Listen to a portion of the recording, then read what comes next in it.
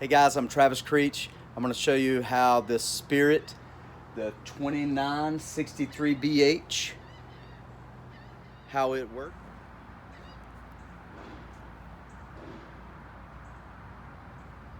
So showing you right here on this Spirit 2963BH. I'll start right here at the entry door where you pick up on this grab handle and it comes over and it falls into its slot here. Also, you'll have keys with square key that will fit the door handle and also the deadbolt. Same key will fit each. As you open this solid door, on the solid steps here, you unlock here, pull it down, and then you can make your adjustments right here on these pegs for your legs on the different lays of the land. It is prepped out for solar panel.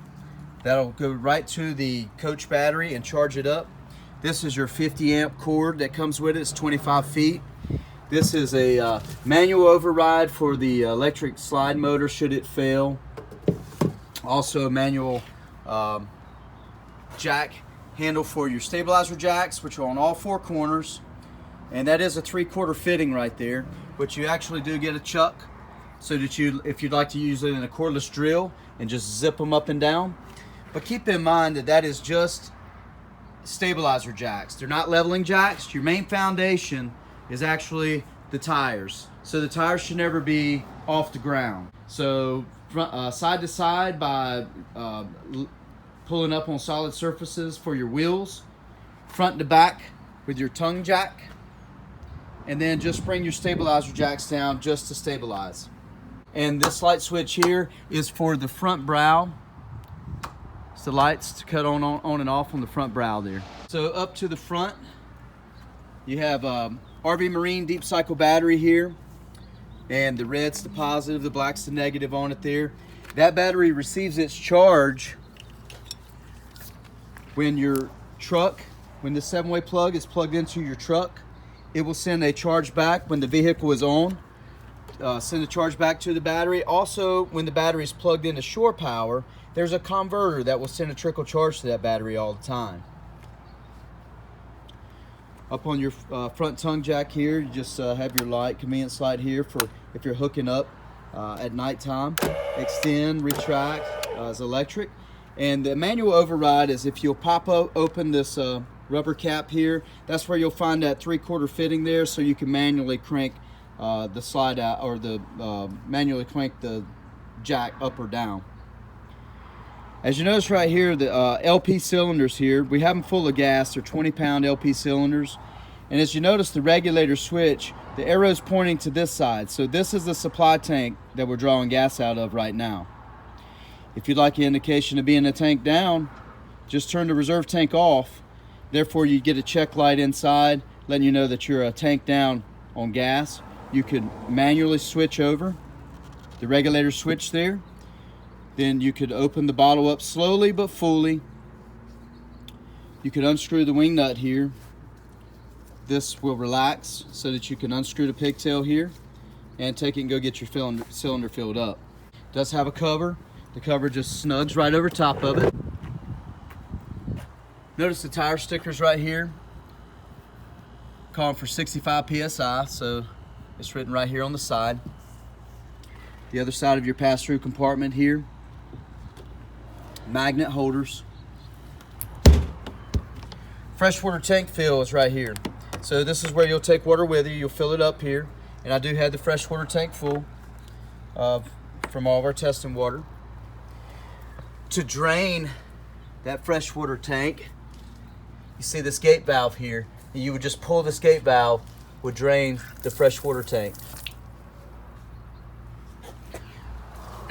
Also the spare tire, notice the spare tire is up on the front.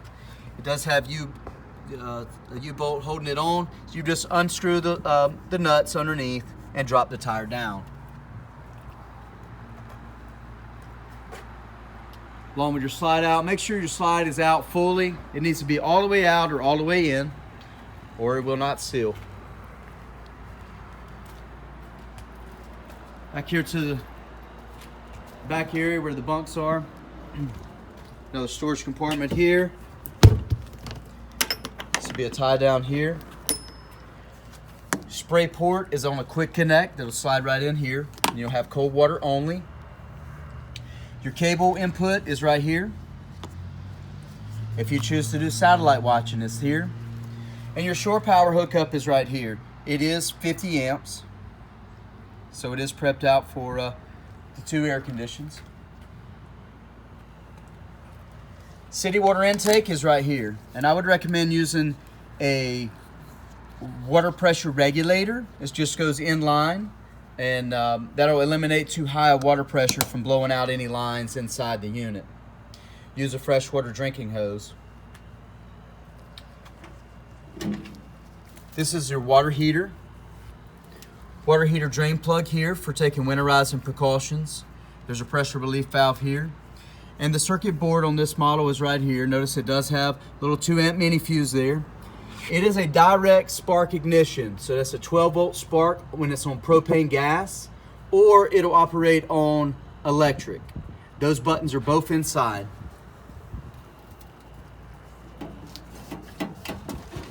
It will have a hot exhaust on it right here if it's operating on propane gas. Underneath is where you have your water termination area here. The body waste or the black water tank gate valve is right here. So you're going to get a sewer hose that'll hook up just like this cap does here. It just twists on. You'll hook your sewer hose up and the other end will go down into the septic. You pull the gate valve here.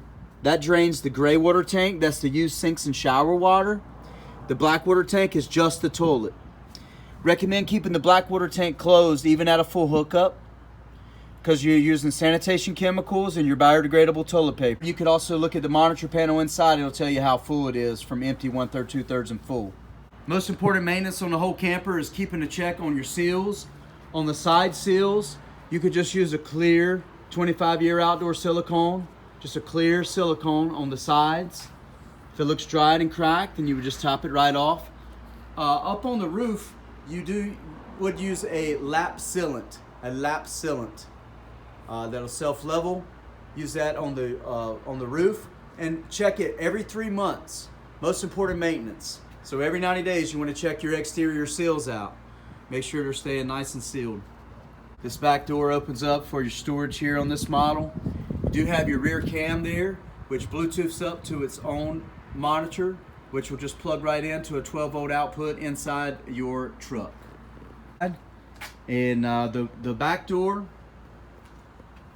these steps just fold over into one another like so. They will travel just like that.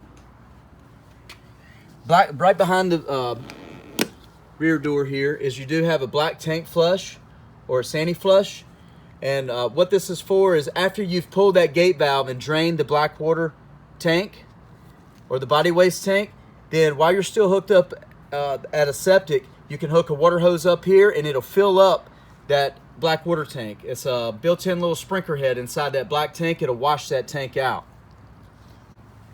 This is cable output or at TV antenna, and a receptacle here, so if you'd like to plug in your television for outside viewing here, outside with your outside kitchen.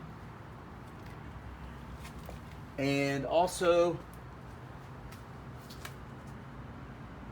you'll notice a quick connect underneath the unit. Your quick connect for propane gas. And this valve is in the off position now.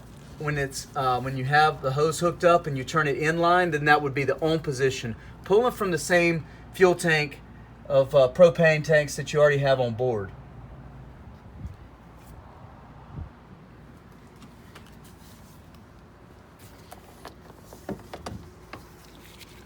This is that quick connect there for you for your outside range cooktop. These are 2 burners here. You just turn it on. While pushing the pilot on, you will ignite it. Oh, a very nice feature that Coachmen Spirit did is they brought this little It keeps the cooktop from retracting on you while you're using it. You do have to push it up to unlock it before sliding it back in. You have your hot and cold outside water here in your kitchen sink. There's a light switch that cuts on and off by the push toggle there. You do have your USB charging ports here, and there's another receptacle out here in the outside kitchen. There's overhead storage. Pop top open. And this refrigerator is just a 110 refrigerator. It's electric only. So don't travel with any perishables in it because it will not be operating while going down the road.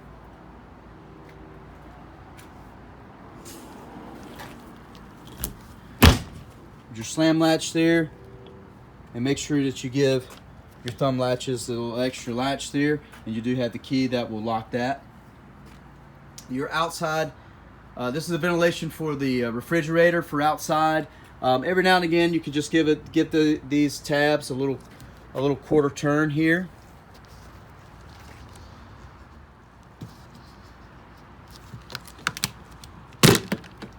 Make sure there's no wasp or insects building any nest inside. Also, your range vent here.